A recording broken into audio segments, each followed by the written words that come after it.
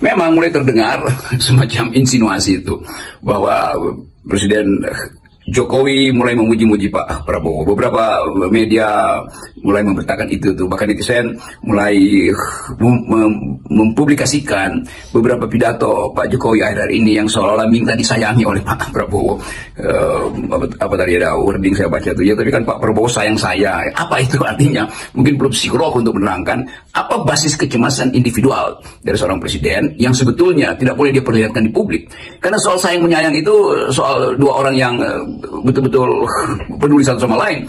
Ini bukan soal sayang menyayang secara pribadi, ini soal ketaatan di dalam bernegara. Jadi harus diukurkan berdasarkan cinta pada hukum, cinta pada konstitusi, cinta pada hak asasi manusia, cinta pada lingkungan. Itu namanya isu sayang menyayang publik. Kalau sayang menyayang pribadi itu nggak ada jaminannya tuh. Jadi kita lihat misalnya dalam kasus-kasus banyak hal. Ambil aja contoh Malaysia, yaitu ketika Anwar Ibrahim dinyatakan sebagai anak kesayangan dari Mahathir Mohamad. Lalu mereka bertengkar, lalu ada skandal, lalu terjadi komplikasi, lalu blocking itu bertahun-tahun terjadi. Itu menyangkut keluarga Anwar Ibrahim dan seluruh rakyat Malaysia yang merasa bahwa ada yang tidak adil. Lalu terjadi rekonsiliasi, lalu terjadi perdamaian lagi. Jadi itu berlangsung di dalam konteks upaya untuk menemukan kebenaran. Jadi tidak mungkin ada semacam perlindungan rasa sayang pada seseorang yang melanggar konstitusi. Nah, kita hanya menduga bahwa Pak Jokowi berkeluh kesah atau mengirim sinyal pada Pak Prabowo. Sementara Pak Prabowo sendiri udah pastikan kan, nggak ada keretakan, ngapain mesti berupaya untuk merekatkan lagi dua kimia yang terpisah itu kan nggak terpisah. Jadi itu yang kita sebut bahwa sensasi yang dibuat oleh Pak Prabowo menunjukkan bahwa dia tidak akan atau tidak punya kehendak untuk berpisah dengan Pak Jokowi. Sementara Pak Jokowi juga mengucapkan itu, tapi dengan nada yang lain, ada yang menginginkan semacam perlindungan kan. Saya hanya menganalisis apa yang beredar di sosial. Jadi teks sosial itu yang saya analisis tuh, bukan saya berpihak pada pikiran Prabowo atau tidak berpihak pada pikiran Jokowi. Tetapi yang terbaca di publik adalah keluh kesah Jokowi yang seolah-olah minta dirawat setelah dia lengser nanti. Oke, kalau kita lihat secara lebih mikroskopik sebetulnya, apa kecemasan dasar kecemasan Pak Jokowi? Tentu adalah problem yang hari-hari ini muncul sebagai isu publik, bahkan isu global tuh, yaitu soal skandal private jet.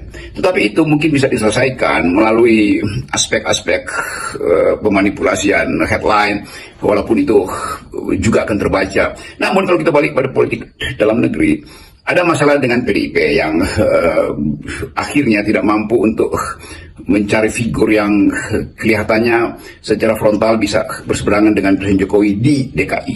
Karena ada Pak Pram Andong, jadi Pak Pram mungkin dianggap sebagai ya mediator lah yang tidak terlalu mencemaskan Jokowi, tapi tidak juga secara frontal ingin menghalangi seluruh politik dinasti Jokowi. Kan Pak Pram itu ada di dalam kabinet hari ini, jadi kita bisa baca sinyal itu. Tentu moderasi ini dimaksudkan oleh PDIP untuk mengamankan diri dari serangan Jokowi tetap masih tak terduga terhadap PDIP, walaupun komposisi PDIP hari ini, kapasitas dia udah makin lama makin bagus, dan penguasaan di akar bawah, akar rumput itu di Wong Cili sesuai dengan kehendak Ibu Mega, yaitu siap siaga karena setiap saat serangan dari pihak Jokowi akan tiba.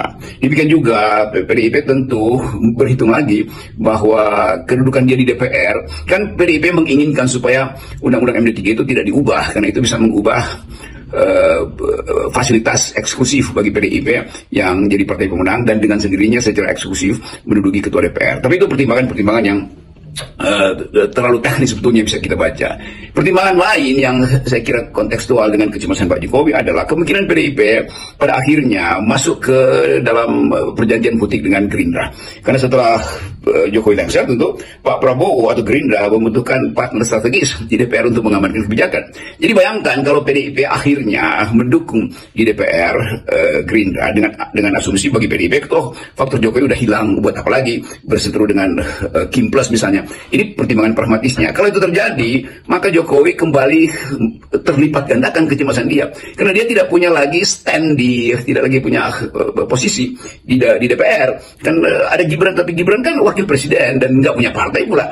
Apa yang akan menyelamatkan Pak Jokowi nanti kalau terjadi proses di DPR yang menginginkan dibukanya kasus-kasus yang selama ini diadukan masyarakat tentang kelakuan politik Pak Jokowi yang punya sifat melanggar konstitusi.